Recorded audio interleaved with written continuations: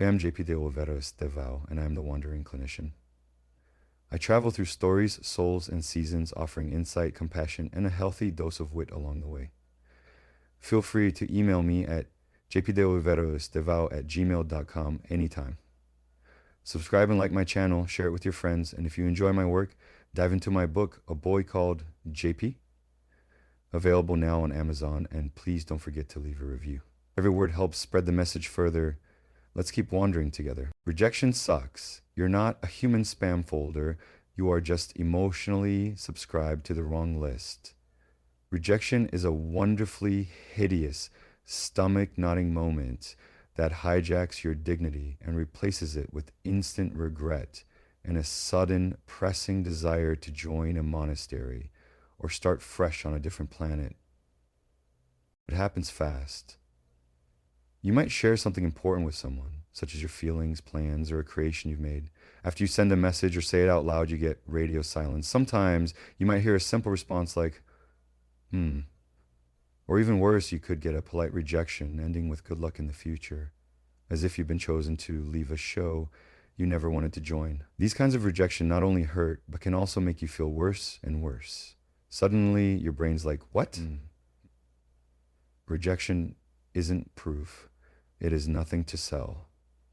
Rejection isn't what it is. You expressed your feelings for someone, and their reaction was one of confusion, as if you had presented them with something entirely foreign.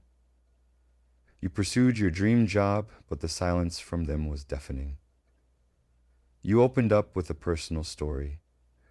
The reply was a simple shrug, indicating that they didn't care. Rejection playlist. I knew I shouldn't have put myself out there. Everyone leaves. I'm embarrassed. Time to emotionally downsize and start identifying as a toaster. One of my clients put it perfectly. Rejection makes me feel like I'm not lovable, like I should stop trying. To which I replied, with the weight of lived experience and half a box of tissues, yep, same, and also, nope. Rejection isn't a character judgment. It's a mismatch in disguise. Here is the thing no one tells you in childhood when you're awkwardly trying to find a lunch table. Rejection doesn't mean you're unworthy. It doesn't even necessarily mean you're unwanted. It often just means not here, not this person, not this space, or not this moment. To which I replied, with the weight of lived experience and half a box of tissues, yep, same, and also, nope. Rejection isn't a character judgment. It's a mismatch in disguise. Here's the thing no one tells you in childhood when you're awkwardly trying to find a lunch table. Rejection doesn't mean you're unworthy. It doesn't even necessarily mean you're unwanted. It often just means not here, not this person, not this space, or not this moment. But that message, it gets distorted through the megaphone of your inner critic, which often sounds like every emotionally unavailable adult you've ever met, holding a clipboard and saying next. That's because rejection taps into our primal need to belong. It's not just embarrassing, it's biologically jarring. Your nervous system is like, oh no, I am being kicked out of the tribe. Find a cave, learn to start a fire, prepare to die alone. This is especially true if you grew up around conditional love, perfectionist expectations, or parents who believed approval was something you had to earn through good grades and emotional compliance. Rejection does not feel like a single event. It is a series of events.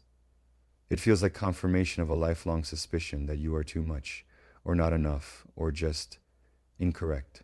Here's what I want you to tattoo on your heart or write on a sticky note if commitment is not your thing. Rejection is not exile. It is not you're bad.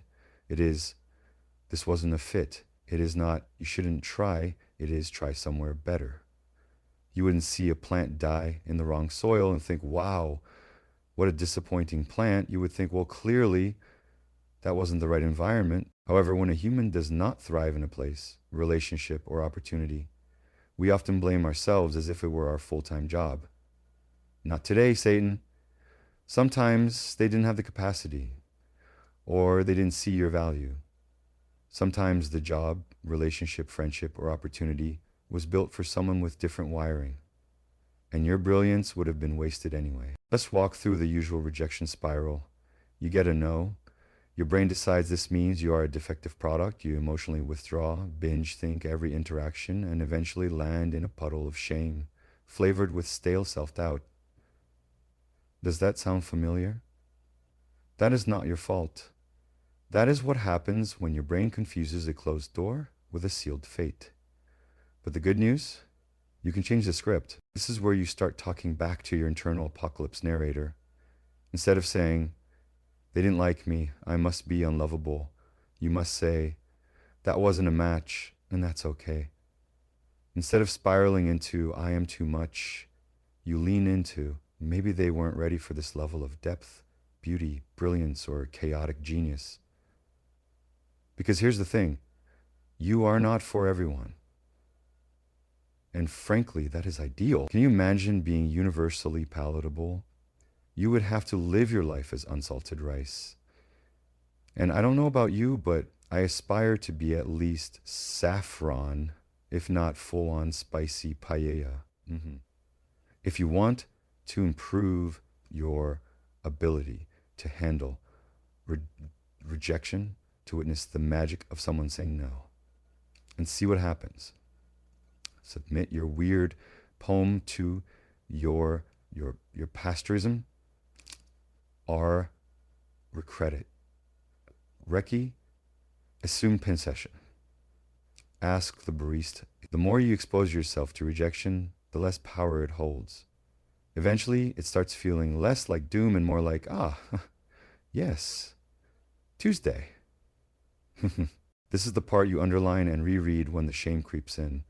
You can be rejected and still be worthy. You can be ghosted and still be magnetic. You can be unfollowed, ignored, shut down, dismissed, and still be enough. Rejection doesn't tell you who you are. It tells you what wasn't meant for you. And that, my friend, is information, not identity. You try again, not because you're desperate or delusional, but because you are brave enough to stay open. You apply again. You ask the question. You share the thing. You show up, even if your voice shakes, especially if your voice shakes. Because every time you do, you teach your nervous system that rejection is survivable. And eventually it becomes just another part of the human condition. Not a verdict, but a footnote. And the next time someone can't see your worth, you don't shrink. You don't spiral. You say, "Thanks for the data," and keep walking towards someone, somewhere, or something that can see you. Because rejection is not a complete stop. It's a comma, a sacred pause, the moment before the following sentence begins, one that might finally say, yes. Thank you for listening. Don't forget to like, subscribe, and share. I wish you an amazing day filled with peace